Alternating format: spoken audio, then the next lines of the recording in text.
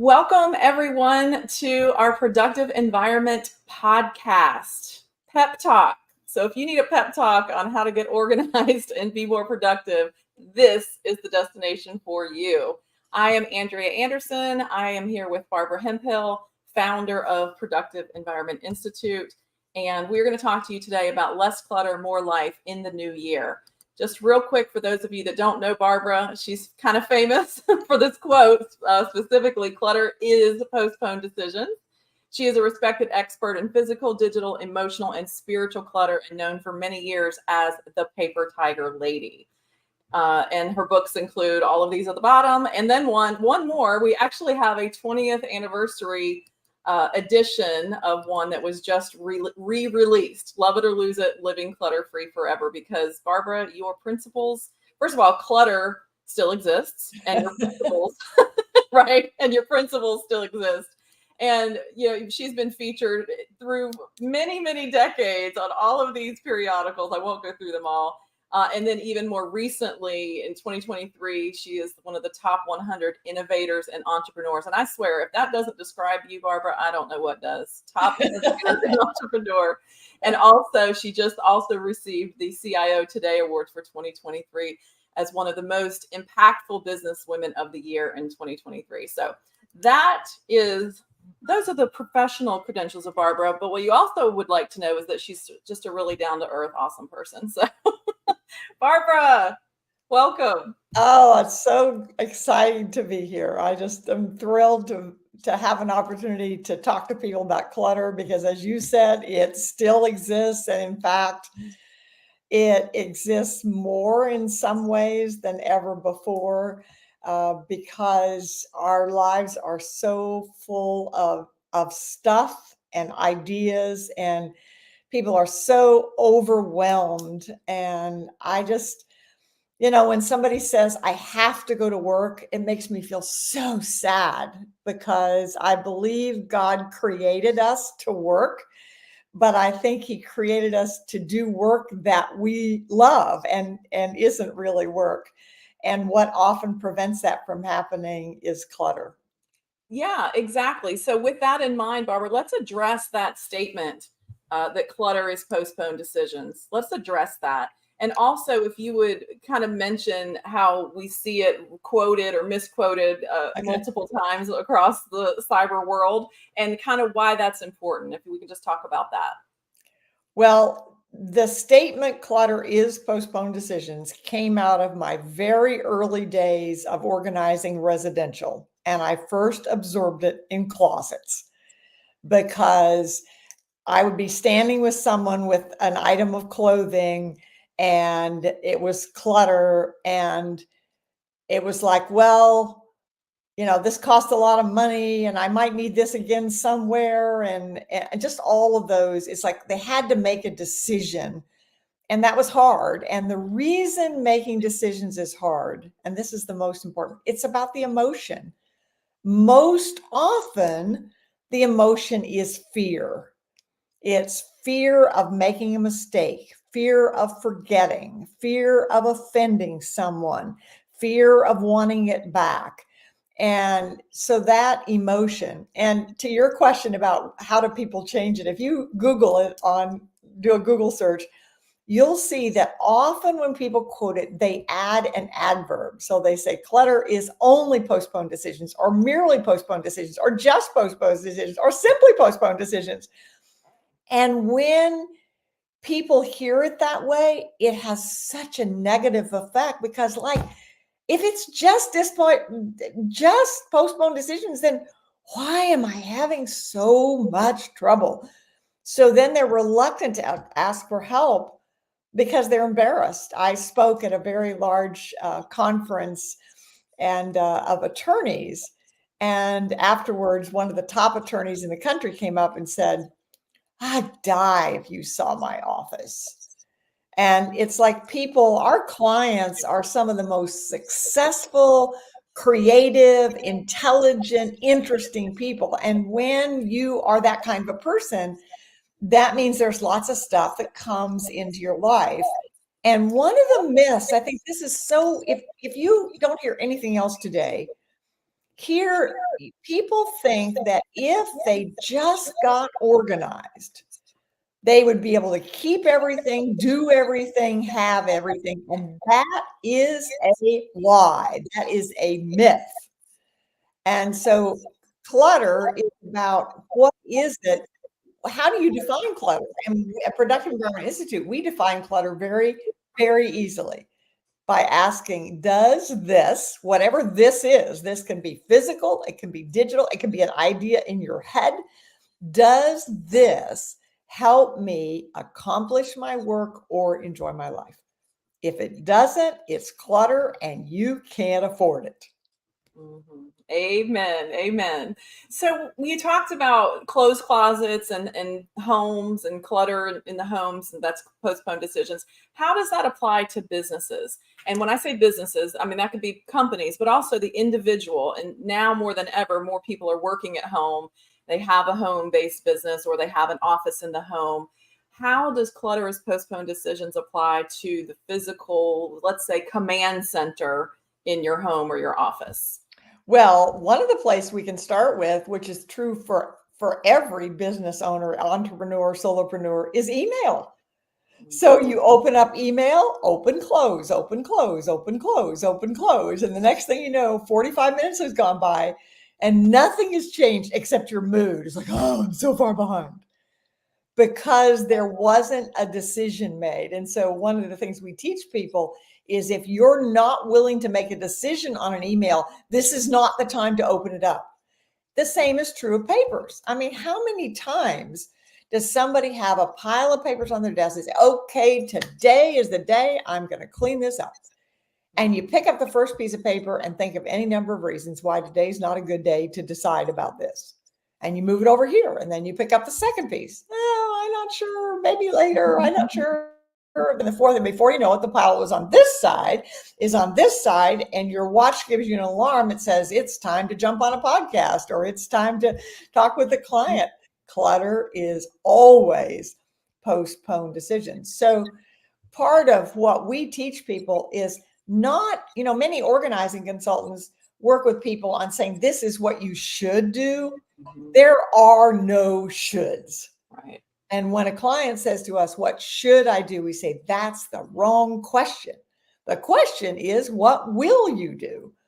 And organizing in and of itself has no value. And I suspect everybody knows somebody that spends all of their time organizing and reorganizing. Always start trying another system, trying another planner. We're at the time of the year where we're looking at calendars and planners, right? Oh my gosh. We have clients who spend hundreds and maybe even thousands of dollars through the years on calendars, but it never works. Well, the reason it doesn't work is because they're not analyzing why it isn't working and doing something about it. So we don't tell people what to do. We teach them how to make decisions. And if you learn how to make decisions, then regardless of what you're dealing with, you'll make some progress and it'll be very exciting and rewarding. And not only will you be helping yourself, you will be enabling others to do the same. Perfect. That's great.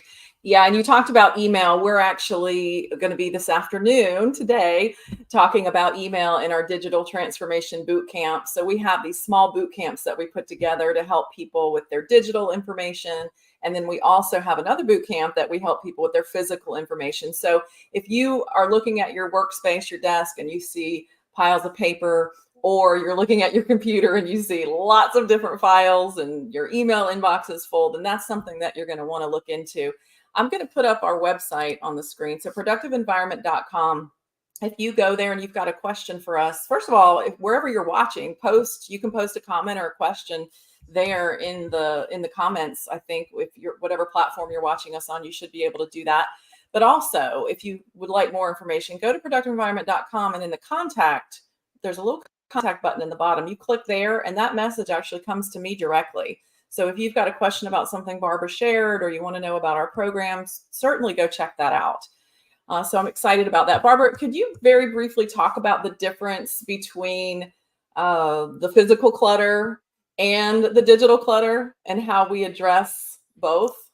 Well, the biggest thing for both of them is you need to have a system. So dealing with physical clutter, let's talk about paper in particular, because that's really what most people struggle with. And paper, my first best-selling book was Taming the Paper Tiger, because I found that paper was the thing that was most difficult, and it still is. And here's an interesting thing. We're supposed to be paperless. We actually still have a lot of paper, or a lot of individuals have, they maybe have gone paperless like in the last 3 to 5 years, but they haven't dealt with the paper before that. And so there's still that paper as well. So we use the acronym system of saving you space, time, energy, and money. So for handling the paper and handling digital documents, there needs to be a system. It's not enough. And Andrea came up with this years ago, and it was life-changing. She said, Barbara, it's not enough to make a decision. You have to have a way to implement the decision. And that's true. So if you have a piece of paper, for example, or a digital document, and you say, okay, I want this, but I don't need this until June of next year. What is your system so that in June of next year, you're going to be able to have that document? Yeah, that's great. And we titled this today's episode "Less Clutter, More Life in the New Year." And I just want to share our kind of thought process around doing this podcast. So Pep Talk is Productive Environment Podcast, and Pep Talk, so we want to give you guys inspiration, motivation to take action to create a productive environment in your space. But one of the things that was important to us was not to wait until the new year to start something new. So this is something that's important to us. And why wait until January? Think about that. How many things have you put off because you're going to do it at the first of the year? You're going to, oh, when this year's over, I'm going to have a clean slate. You know what? You can give yourself a clean slate today. So we decided we're going to launch our podcast in the middle of December instead of the beginning of January. Well, So, that fits in with something else that I've lived by. My first mother-in-law was a polio survivor and a mother of 6 children. And she had a saying that I just love. It was finish in style. And it was like, whatever you start, finish it. And so instead of procrastinating about saying, oh, I'll deal with that next year, you've got time to finish in style now. And maybe finish doesn't mean get it all done perfectly, but get a plan in place so that you know what you're going to do. Because every day is important. You don't want to waste any time whatsoever. And I think, Andrea, one of the things that's important we want to get on here for sure is our 5-step process for how you identify how you're going to solve a problem. So it's a very simple framework that we use all the time. The step 1 is state your vision. So in order to solve, we did this with the podcast. When we started talking about the podcast, it's like, okay, what's our vision for the podcast? Yeah, how often are we going to do and what we want people to know and do? State your vision. Second one is identify your obstacles. What have you tried that didn't work in the past? Or what are you afraid of that would prevent you? So that's an obstacle. And of course, people always put an obstacle as time and money. And one of the questions people will say is, how long is this going to take? And how much is it going to cost? And the answer I've given hundreds of times is, I don't know for sure. Number one, I don't know how quickly you make decisions, and that impacts how long it's going to take. But it's also what you need. We don't answer questions, this is what you should do. We want to find out what you want to do first. But what we know for sure is the longer you wait, the longer it's going to take and the more it's going to cost. So it's in lost opportunities. So it's kind of like pay me now or pay me later. So that's step 2. Step 3 is commit your resources.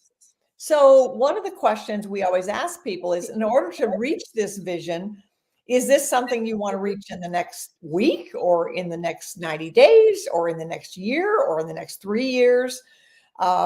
And how much time are you willing to commit to this? Because how we structure it depends on all of those kinds of things. And then what do you already have? And what's so interesting, we see this over and over, is that people have resources from other people, but they're reluctant to ask. And I don't know why that is. I guess we think in America, it's like, I can do this myself, sort of thing, or I don't want to bother anybody. But whatever problem it is you're trying to solve, I guarantee you there is somebody else for whom it would not be a problem. And not only would it not be a problem, they'd love to help you because it's something they do naturally that makes them feel good. So commit your resources. And then we get to step 4, which is design and execute your plan.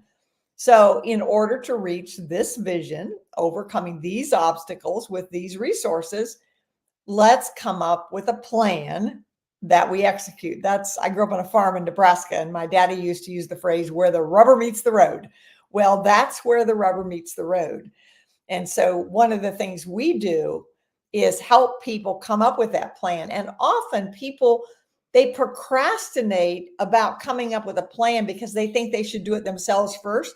And as a result, they end up doing things that didn't even need to be done, things that they took hours doing. And if they would have talked to us, we could have said, you don't even do that at all. It's like, oh, that wasn't the best use of your time. So don't wait to ask for help and get an assessment early on so that you're not wasting your time doing things that don't need to be done. And then step 5 is sustain your success. There isn't any plan that works perfectly the first time. And unfortunately, a lot of times then people just abandon it. And that's not the time to abandon it. It's the time to go back and look at it again. So let's take the example of a calendar, for example. Let's say that last year your calendar just didn't work. So you're going to say, okay, I want one for this time. So you say, okay, if my calendar worked perfectly, what would I be able to do with it? Like in my case, I need to share it with other people, which means it has to be electronic. So what does success look like? And then what did you try that didn't work? I carried a paper calendar for decades. And what was important to me was the size of it. I have fairly big handwriting. So I used an 8.5 by 11, and I never brought a briefcase that it wouldn't fit in because I never went anywhere without it. So you can use this to figure out what your plan is. When you abandon a plan, always stick with it long enough to figure out why you're abandoning it so that you learn from it. This is the wrong size, or this doesn't have this category. And nothing, no plan, no calendar is perfect. So you want to get the one that's closest to perfect. And then there's always a workaround. That's the art of organizing. And that's one of the things after more than 4 decades. Why do I still do this? I don't have to work anymore. I can just stay home and enjoy the 35-acre lake I'm sitting on and travel. I love helping people figure out how to accomplish their work and enjoy their lives. And a lot of that is having a calendar. As it was years ago, I saw the quote that said, if you want to know what's important to somebody, look at their calendar and their checkbook. Well, today we don't carry checkbooks, but you can look at your bank statement, your credit card statement, and things like that. And your calendar is a very important tool. So make sure that you have chosen the calendar that you're going to use for next year. Awesome. Thank you, Barbara. And I was just thinking, why don't we make that's a great topic for us, that we're in the middle of December right now at the time of this recording. So that'll be our next pep talk. So we will talk to you guys about calendars, and I want to hear from you. We want to know what questions you have about how to pick the right calendar for you for the new year. So go to productiveenvironment.com and you can, like I said, click contact and send a message, and that comes to me, and I'll collect those questions and we'll ask those questions to Barbara for the next video. If you are joining us now from a platform that allows questions, go ahead and enter them in the question box or the comment box. And if it's something we can address right now, we will. A couple other things, all the links and everything we're mentioning and the resources, we're going to put those in the description box on our YouTube channel. So if you want to go back and watch this again and get all the links that we're talking about, be sure to go to our YouTube channel. So it's youtube.com/productiveenvironment, and let us know you're there. You can, get all the resources that we're talking about from over there. All right. So Barbara, you mentioned an assessment. You said get an assessment of where you are now. So I want to just put this link up. We have what we call a productive environment score. So if you're not sure where you are and how productive your environment is now, we encourage you to go and take this assessment, productive environment score, and you'll you'll also, first of all, you'll get your score, and then you'll also get a download of something that is literally gold for you. It is called our Productive Environment Blueprint, or our Office Transformation Blueprint.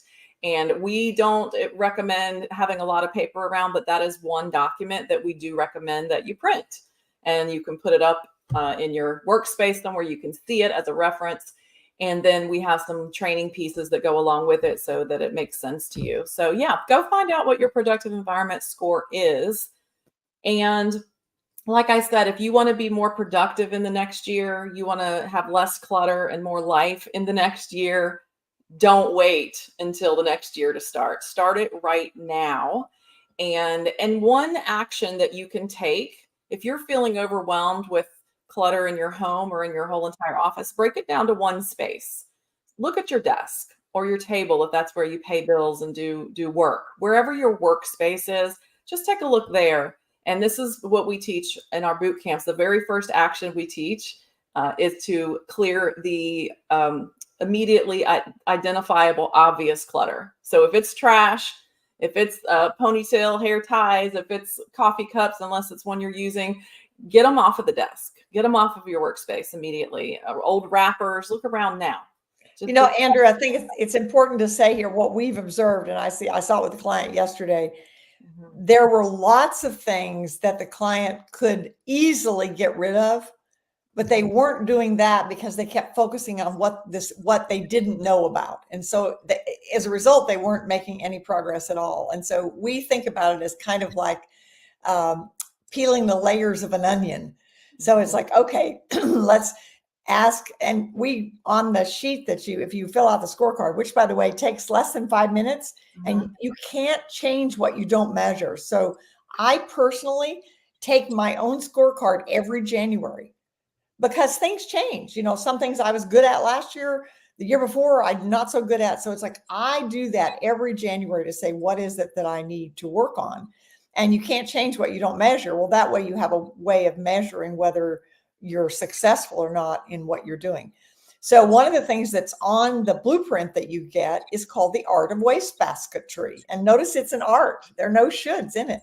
So are there questions that you can ask to determine whether something is clutter or not? And one of my favorites is asking, what's the worst thing that would happen if I didn't have this? If I threw this away, recycled it, deleted it, and I was wrong, what would happen? And then you say, is that a price I'm willing to pay? And it's not a moral issue. Two people could answer the same thing. And I've used this often in companies. Like two people could say, the worst thing that would happen if I got rid of this would be the boss would yell at me. And one person would say, he'll get over it, throw it away. And the other one will say, I don't want him to keep it. That isn't right or wrong.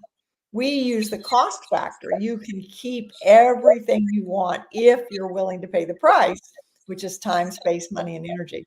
So asking the question, what's the worst thing that would happen if I didn't have this? Then you decide, is that a price you're willing to pay? Mm-hmm. Perfect. That's great. So start with the things that are obvious that you don't have to really think too much about. And then you can practice the art of wastebasketry for the additional things if you're just not sure. So we have so many more things we can teach you guys. But as we wrap up, I want to share, Barbara, that we have some viewers from Northeast India. So if you want to tell everybody a little bit about who's watching us from India. Oh, fantastic.